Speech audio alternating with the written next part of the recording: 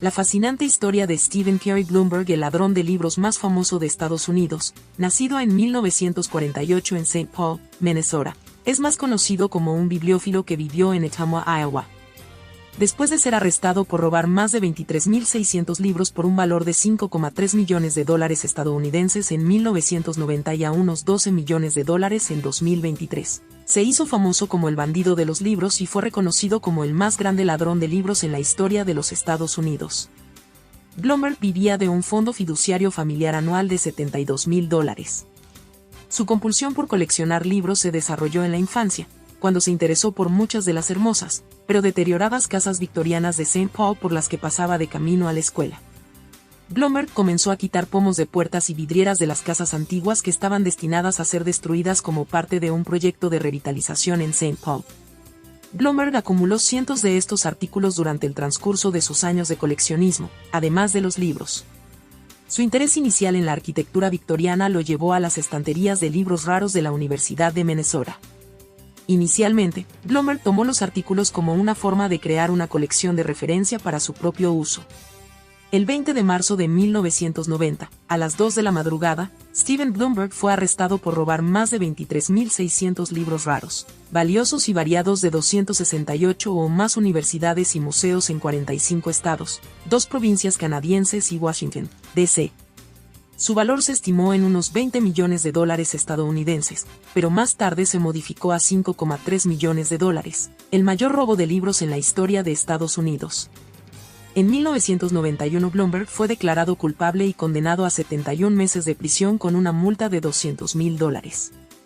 El 29 de diciembre de 1995 fue puesto en libertad. La colección se ha denominado Colección Blumberg. La División de Libros Raros y Manuscritos de la Asociación de Bibliotecas Universitarias y de Investigación, así como el experto en seguridad de bibliotecas William Andrew Moffett, ayudaron a la Oficina Federal de Investigaciones a capturar y condenar a Stephen Blumberg e identificar los artículos que había robado.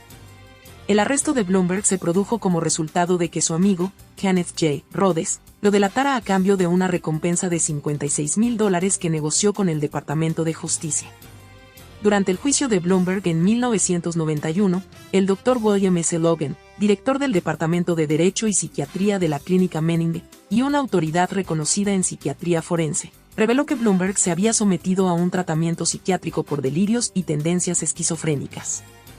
Fue hospitalizado numerosas veces durante su adolescencia, donde 12 psiquiatras lo diagnosticaron de diversas formas como esquizofrénico, delirante, paranoide o compulsivo. El Dr. Logan también reveló que una historia de enfermedad psiquiátrica atormentaba a la familia de Blumberg. El Dr. Logan informó durante el juicio que Blumberg tenía la intención de preservar o rescatar los materiales que robó de lo que él creía que era la destrucción. Blumberg creía que el gobierno estaba conspirando para evitar que la persona común tuviera acceso a libros raros y materiales únicos, por lo que trató de liberarlos en un intento de frustrar el complot del gobierno. Blumberg admitió que se veía a sí mismo como un custodio de las cosas que tomó. Dijo que nunca los vendería porque pensaba que sería deshonesto. Se imaginaba que los artículos serían devueltos a sus legítimos dueños después de su muerte, o al menos a otro depósito que pudiera cuidarlos. A pesar de estas afirmaciones, Blumberg fue condenado en 1991 como culpable. En 1997, Blumberg fue condenado nuevamente por robo de antigüedades. Entre los objetos más valiosos que robó Blumberg se encuentran una copia de la primera edición de La cabaña del tío Tom de Harriet Beecher Stowe, una confesión de fe, el primer libro publicado en Connecticut, 25 cajas de materiales raros que describen la historia temprana de Oregón, y la Biblia de los Obispos, un volumen del siglo XVI.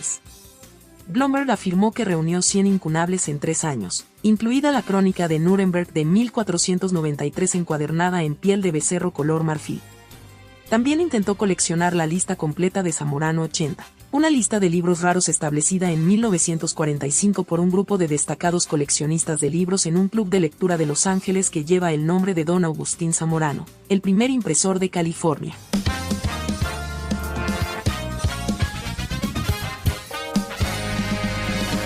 Otro ladrón de libros que también hizo historia. James Richardson era un amante de los libros. Pero además de amarlos, también se los robaba.